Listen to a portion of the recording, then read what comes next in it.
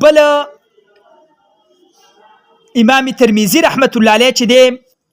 نو هغه چې د احناف مسلک نقل کيو نو امام دا تاسو په مذاهبو کې لګیاي مخام نو زمنګ د امام اعظم ابو حنیفه رحمت الله علیه سره چې نو بشمار صحابه کرام دي بشمار صحابه کرام د دې وجنه ګوره ابو عیسی امام ترمذی رحمت الله علیه چې کړه د شوافیع مسلک نقل کی نو التبیر صحابه کرام نمونه نقل کيو پلان کې صحابي په دې باندې قول کړي پلان کې پی کړي پلان کې پی کړي په تابعین نمونه ذکر کيو پلان کې تابعی په دې باندې قول کړي پلان کې پی کړي پلان کې پی کړي او چې کړه د احناف مسلک تراشي وقال ابو عيسى حديث ابن مسعود حديث حسن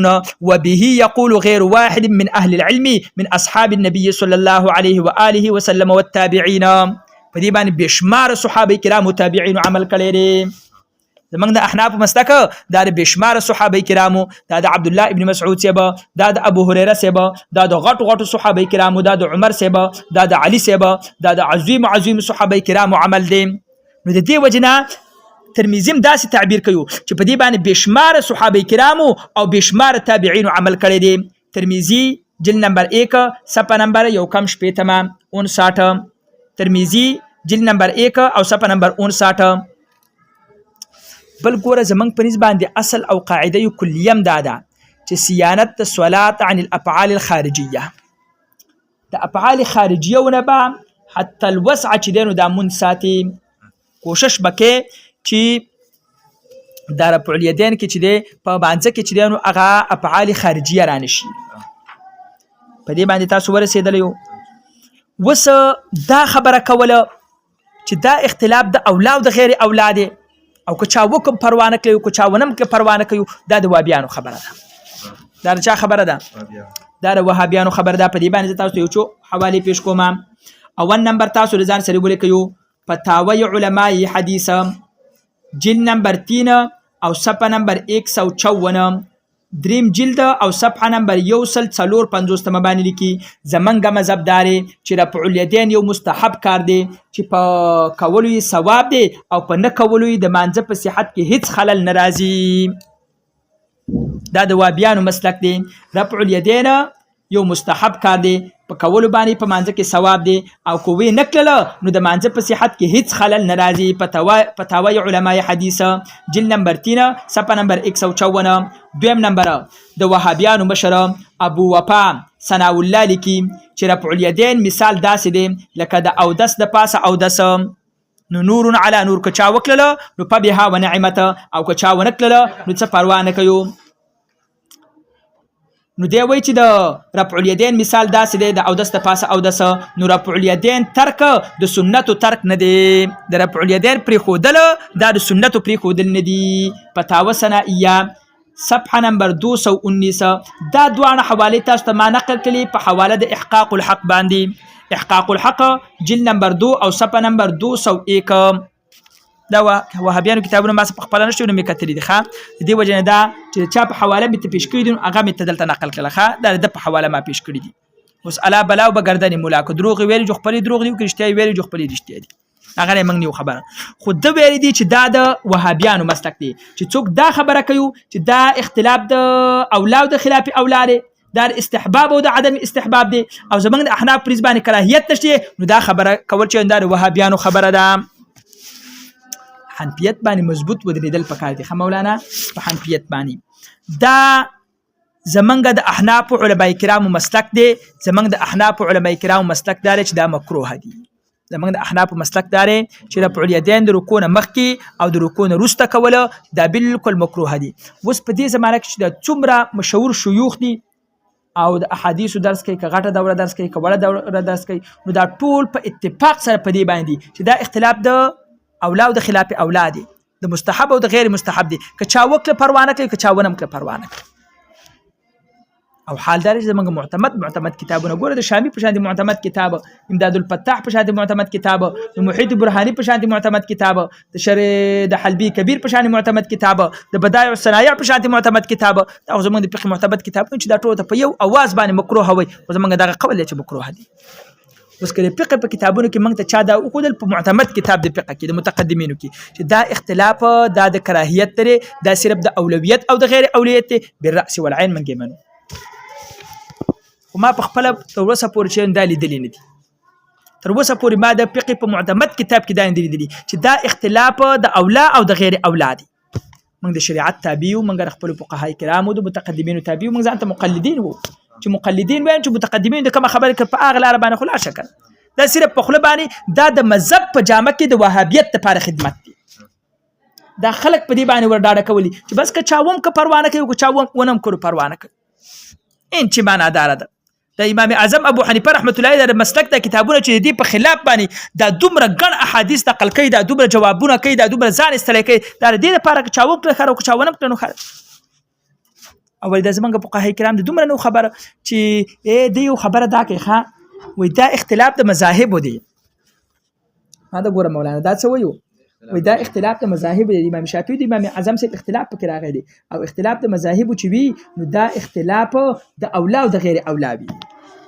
دا اختلاف د چارې دا اختلاف د اولا او د خلاف اولا دی. ته زما هدایت درواله مالب کې دغه راواړو کتاب الذبایح زما جلد رابع راواړه ښه څلورمه دقه ده داره کتاب الذبایح پرې کې راواړوه و چې د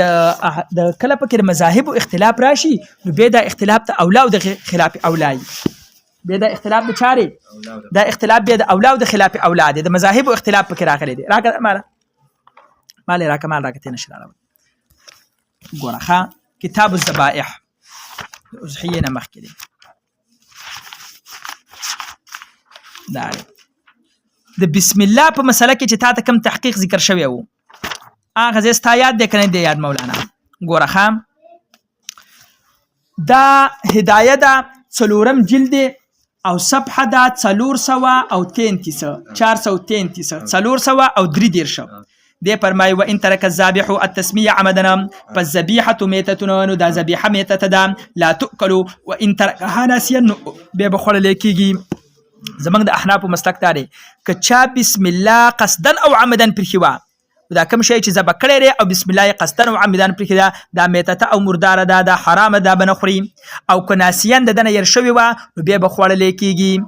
زمونږ احناف د قصدن او عمدن او د نسیان په مابین کې فرق کوي. امام شافعي رحمت الله علیه فرمایي که چا قصدن او عمدن پرېښي وه هم به خوړلی کېږي او که چا ناسیان پرېښي وه نو هم به خوړلی کېږي. او امام مالک رحمت الله علیه فرمایي لا تؤکل فی الوجهین که چا قصدن او عمدن پرېښي وه که ناسیان پاتې شوله په دواړه طریقو کې بچیان دا نه خوړلی کېږي حرامه ده. اوس دلته دی لاندې لیکي چې ګوره دلته د امام شافعي رحمت الله د قول له د سره اعتبار دشته وهذا القول من الشافعي مخالف للاجماع فانه لا خلاف في من كان قبله في حرمه متروك التسميه عامدا. نو د امام شافعي رحمت الله علیه دا قول چې دی له هیڅ اعتبار نشته. که چا قصدن او عمدن پرېښي وه نو امام شافعي رحمت الله علیه فرمایي چې دا حلاله ده او زمونږ په نسبت دا حرامه ده. نو اوس دا اختلاف د حرمت او د حلت شو که نه دا د اختلاف د اولا او د خلاف اولا شو.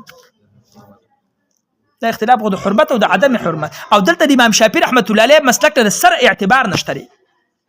او نور هم داسې شیانو په زرګونو مثالونه لري په دې هدایه کې ځان لري راوباسه. نو دا نه ده چې د مذهب اختلاف په دې کې راغلی دا به اختلاف د اولا او د خلاف اولا وي. په دې کې اختلاف چې دی نو هغه بعضې وخت کې د حرمت وي، بعضې وخت کې د کراهیت وي او په بعضې اوقاتو کې چې نو هغه د استحباب او د عدم استحباب، د سنتیت او د عدم سنتیت وي. د دې وجې نه ګوره زموږ بعضې فقهای کرام دا تعبیر کوي چې رفع الیدین لا یسن سنت نه دي او د شوافعو په نسبت باندې یسن سنت دي. معنا دا چې زموږ د احناف په نسبت باندې مکروه دي او د شوافعو په نسبت باندې چې دا مکروه نه دي معنا سنت دي. دا زموږ د احناف علماء کرامو مسلک دی او چې څوک یې نه مني جو دا چا خپل کار دی موږ د چا څه کار نشته دی. د دې نه بعد چې دی نو هغه موږ دلایلو له راځو. اول نمبر دلیل چې دی نو هغه زموږ لپاره قرآن عظیم الشان دی. په قرآن عظیم الشان کې الله جل وعلا شانه فرمایي اعوذ بالله من الشیطان الرجیم بسم الله الرحمن الرحیم قد افلح المؤمنون الذين هم في صلاتهم خاشعون. سورة مؤمنون آیت نمبر 102. طریقه استدلال دارا چې د خاشعون په تفسیر کې عبد الله ابن عباس سے فرمایي متواضعون لا يلتفتون يمينا ولا شمالا.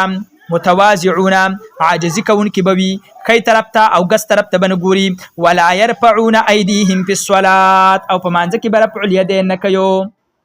په مانځ کې به اشاره نه کوي. نو قد افلح المؤمنون الذين هم في صلاتهم خاشعون، دا معنا ده چې هغه مسلمانان په تحقیق سره کامیاب دي چې هغه په مانځ کې رفع الیدین نه کوي، په مانځ کې اشاره نه کوي، نو هغه مسلمانان دا کامیاب دي. تفسیر ابن عباس جلد نمبر 1 صفحه نمبر 284 مکتبه شامله. دویم نمبر طریقه استدلال دارا علامه حسن بصری صاحب رحمت الله علیه فرمای خاشعون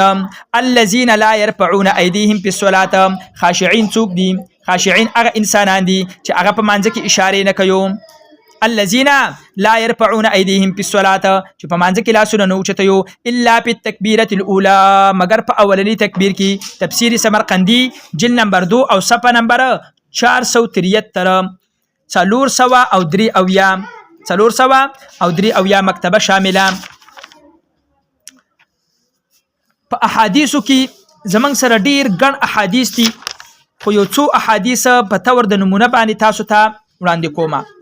اول نمبر حديث عن جابر بن سمرة رضي الله تعالى عنهم قال خرج علينا رسول الله صلى الله عليه وآله وسلم فقال نبي عليه السلام مبارك فرمایله ما لي أراكم رافعي أيديكم كأنها أذناب خيل شمسنا اسكنوا في الصلاة. مسلم جلد نمبر 1 صفحه نمبر 181. ابو داود نسائی مسند احمد طحاوی دی ټول روایت کړي. جابر بن سمرة رضی الله تعالی عنہ فرمایي یو ورځ په منګه باندې نبی صلی الله علیه وسلم مبارک را اوتلو او منګه لري ولیدل چې منګه لاسونه اوشتوله. نبی صلی الله مبارک راته فرمایله چې تاسو ولې په دې منځونو کې داسې لاسونه اوشتوي لکه د اسونو د لکو په شانی، د اسونو د لکو په شانتي په دې منځ کې د لاسونه ولې اوشتوي او کته کوي. ویږي او دا مسلم هم نقل کړي، ابو داود هم نقل کړي، نسائی هم نقل کړي دي، مسند احمد هم نقل کړي دي، طحاوی هم نقل کړي دي، ټول کتابونه راغستې دي. ګوره دیو دا روایت چې دینو دلته په دې مشکات شریف کې نقل لخوا یو دا په بل طریقه باندې منقول دي، هغه مو نقل کو بیا چې په دې باندې کوم اعتراضات د وهابیو هغه ته نقل کوم د هغوی جوابونه. عن جابر بن سمرة قال خرج علينا رسول الله صلى الله عليه وآله وسلم ونحن رافعي أيدينا في الصلاة فقال ما بالهم رافعين أيديهما في الصلاة كأنها أذناب الخيل الشمس اسكنوا في الصلاة. ثاني سایر روایت کړی جلد نمبر 1 او صفحه نمبر 133 باندې. مولا علی قاری رحمت الله علیه فرمایي چې دلته مراد د رفع الیدین نه په غیر التحریم دی. رفع الیدین عند ابي حنیفه رحمت الله علیه لخبر مسلم عن جابر بن سمرة مرقات شرح مشکات جلد نمبر 2 او صفحه نمبر 275. مطلب بر وګورئ خام د دې حدیث کې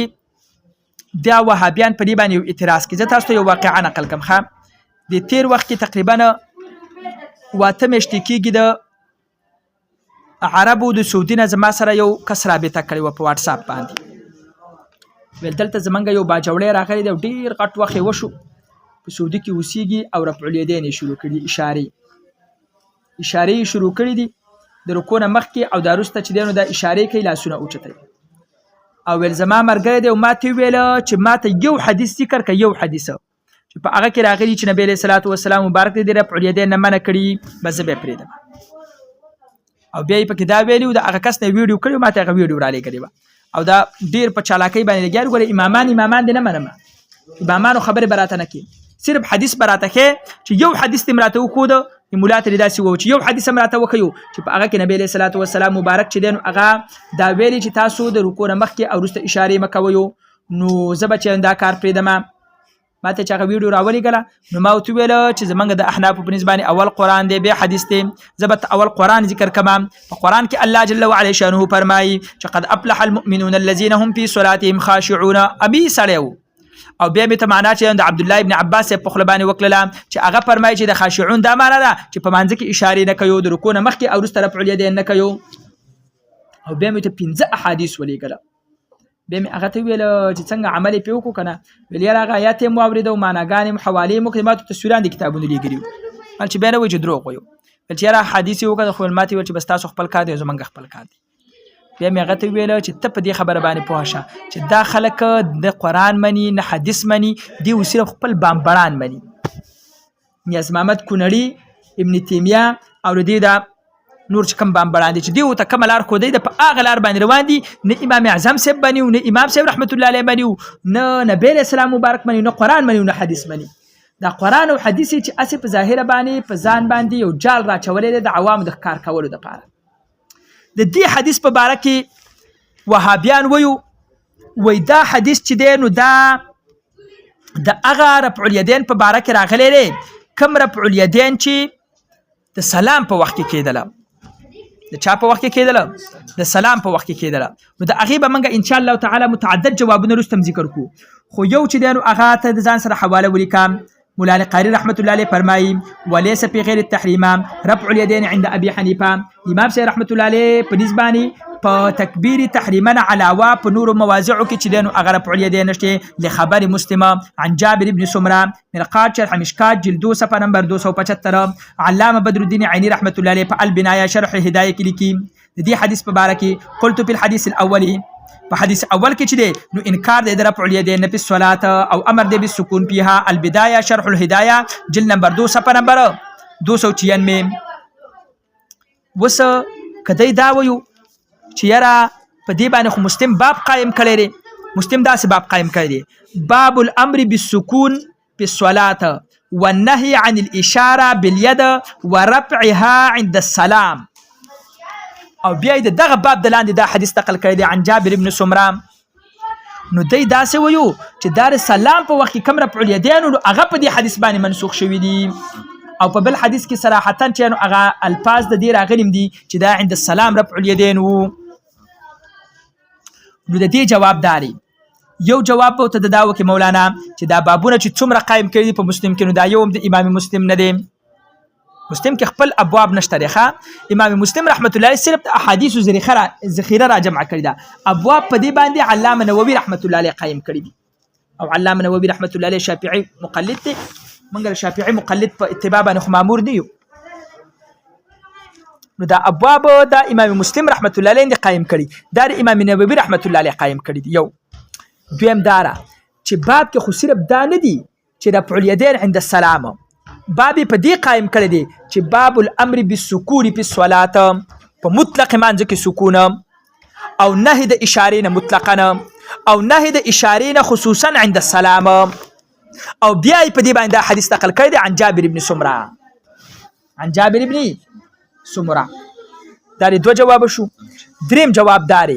چې په کم حدیث کې سره عند السلام لفظ راغلی دی نو په هغه باندې د سلام رفع الیدین منسوخ شوی دی هغه ځان له حدیث ته په هغه باندې به موږ تحقیق کوو او چې په کومو احادیثو کې د عند السلام قید نه دی راغلی ما چې کوم روایت ذکر کړی مسلم دا جلد 1 صفحه نمبر 81 او ابو داود نسائی مسند احمد طحاوی چې نقل کړی دی نو دا د نور رفع الیدین د نسخ لپاره دلیل دی نو دا دو ځان له مستقل احادیث دي دو ځان له مستقل احادیث دي دا دو احادیث دریم نمبر حدیث عن البراء ابن عازب رضی الله تعالی عنه قال دې مبارک فرمایي رأيت رسول الله صلى الله عليه وآله وسلم ما نبی له صلوات و سلام مبارک ولیدلو رفع يديه چې د بلاس او چتاوله حين په هغه وخت کې استقبل الصلاه چې کله به په منځ باندې شروع کوله اولنی تکبیر سره به نبی له صلوات و سلام مبارک لاسونه او چتاوله او حتی رأيت چې ما ولیدل د نبی له صلوات و سلام مبارک هغه ابهامین دا غټه غوتی قریبا من اذنه غوګونو ته نږدې په بعض روایتو کې برابر د غوګونو راغلي دي او د مشکات په روایت کې داسې راغلي دي چې دا به څنګه وي الى فروع اذنه د هغه نرمو د غوګونو ته نبی علیہ السلام مبارک دغه چې دینو دا غوته رسولې وي په دې باندې به ان شاء الله تعالی موږ تحقیق کوو چې دا غوتی غوګونو ته رسول په کار دي او کنه مسر دی ابهامینو با په شحمتین دا د غوګو نرمي دا به په دې غوتو باندې مسکه او کنه په دې کې خلاف ثابت دی وهابیانو لرخه او بیا چې نو هغه په نوم باندې مقلدین او په حقیقت کې وهابیان چې نو هغه په دې کې اختلاف کوي څنګه یو استادو هغه ماته ویل تاسو چې نو په دې منځ کې د نرمو ته د غوتې رسوي مکمله ول دا مرسوه دا لګی لاندې پریدا مالولي ول دا مسقید پکې نشته دي ما ته شروقای راوړل ما شروقای کې خو د مسقید ول شروقای ملاختاري مال چې شروقای ولا ملاختار زم خطا کې چې زمنګ په قهای کرام خطا شوی کړه بس منګم خطا کې نو موږ خاصم دغه تقلید کړی دی کنه چې دغه تقلید هم کړی چې هغه خطا جو بس موږ هم خطا. امام شافعي رحمت الله علیه فرمای لو کان حب آل محمد ربزا فليشهد الثقلان باني رافضنا. خو د نبی علیه الصلاة والسلام مبارک د آل سره محبت کول دا رافضیت وي نو دا جن او انس دې په دې باندې ګواه شي چې زه رافضي یم. دا خو رافضیت نه دی کنه د خپلو امامانو تقلید دا خو څه خطا نه ده او کنه. نو چې هغه مبارکان خطا شوي دي بس موږ هم خطا کیو یعنی معنا چې هغه خو نه دي خطا شوي نو موږ خو د هغه تقلید کوي نو موږ به ولې خطا کیو. دا روایت چې دی دا نقل کړی دی مسند د ابي يعلى الموصلي